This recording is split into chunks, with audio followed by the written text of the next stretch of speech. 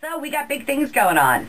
Well, tell us about it. I know. Everybody's excited. We have a full moon on Tuesday at 3 o'clock in the morning. Right. And it also happens to be the first day of the solstice, which is the sun returning to the northern hemisphere. And I don't care what you say, Bobby. It's going to happen soon enough. Yeah. Right. Yeah. And then, but more importantly, we have a lunar eclipse, and it's the eclipse cycle is shifting from the Capricorn-Cancer axis, where it's been for 18 months, to the Aquarius-Gemini axis. And so all of us can look at what things that happen around Monday, Tuesday, and Wednesday as a harbinger of things they can expect in 2011.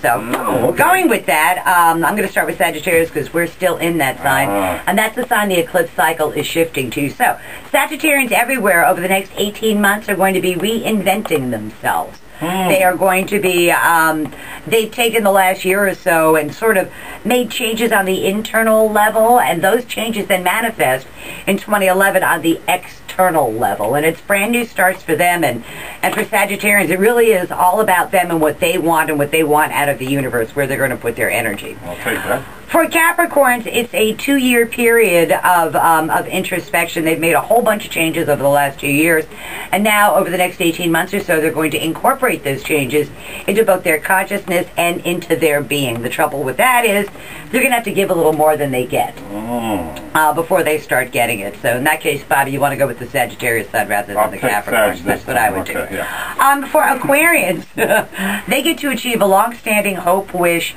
goal, or objective, and it's going to require a group effort or a team effort to do this project rather than an individual one. So yes, Aquarians gain in their strength and reputation, but they got to realize they're not going it alone, and it will be a group effort or a team effort that pays off for them.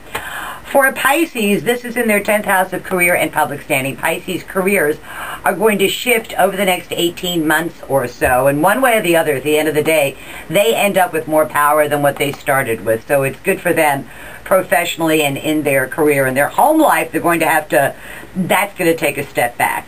For Aries, this particular eclipse where is that going to be? Oh, it's going to be in their 9th house of legal, educational, travel matters, important matters at a distance. Aries everywhere are going to try over the next 18 months to expand their influence in the world. Aries also gets a chance to either publish, increase their education. If they get involved in legal stuff, they're likely to win it as well. For Tauruses, this is really all about the next 18 months or so. Taurus is transforming themselves on an inner level rather than an outer level. Tauruses have spent the last couple of years really giving more than it is that they get, and they are going to try and rehabilitate something that is very near and dear to their hearts. Okay. And I think that at the end of that period, they have maximized an existing resource, grown it, and made it their own, which is a cool thing. And it should end up paying off for them financially as well. Good. For Geminis, the eclipse cycle is changing to their 7th house of partners. Geminis, it's really been all about Geminis the last couple of years or so, and now it's about their partners. It's about a team effort, not a group effort, but them in a one-on-one relationship.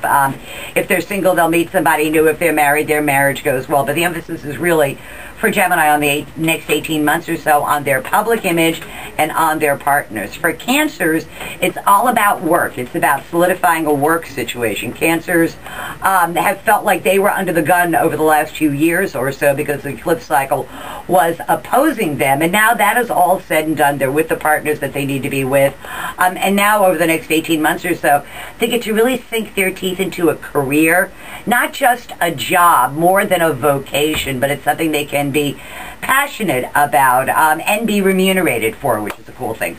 For Leos, they are going to have the best time over the next 18 months. That eclipse cycle is in their 5th house of love, of children, amusements, pleasures, creativity, and actually giving birth to that child of their mind that they, I don't blame you. My eyes would get big at that. You scared me because I thought you were going to be giving birth to grandchildren. And that may be as well. Yeah, I know. I would much rather it be a child of your mind. Yeah, I know. I can't wait. A child of your mind rather than a physical one. But definitely it takes the creative principle in their life and expands it and gives life to it.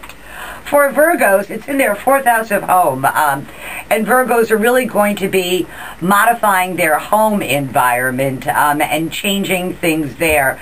If they're smart, they'll find a way to do their 2 jobs, one out of their home, which is always the Virgo dream, to do a job once and be paid for it twice. But the emphasis really is something new comes to light over the next 18 months that brings a peace to the Virgo soul that has been missing. For Libras, these are in their 3rd house of day-to-day living, so Andrew and Nikki both can expect to expand their sphere of influence. It's more work, and it is not more work and I gotta work harder, but more jobs to do, and the pace of their day-to-day living picks up. They'll be doing 2 jobs at once given the opportunity and being paid for it twice. So, yeah, Nikki, like you got 5 minutes left. But you're not doing anything. For Scorpios, this is in how do they make more money. And that is their emphasis. They want to make more money, and this is through their earned income rather than their unearned income. So it's through the fruits of their labor. They get the opportunity to do that, as well as maximize an existing resource. So that's tomorrow's news today for the 12 signs of the zodiac. Looking forward to the eclipse, the full moon, and the equinox, because I, for one, am tired of the sun being in the southern hemisphere. I don't care if you like it cold. I like it hot. Bring it back. All right, Bring we'll find back out what the happens with warmth. that, and we'll talk to you next Wednesday and get our last little horrible scopes here Before before the new Christmas year. and Yes, New sir. Year. All right. Thank you, my dear. Always a pleasure.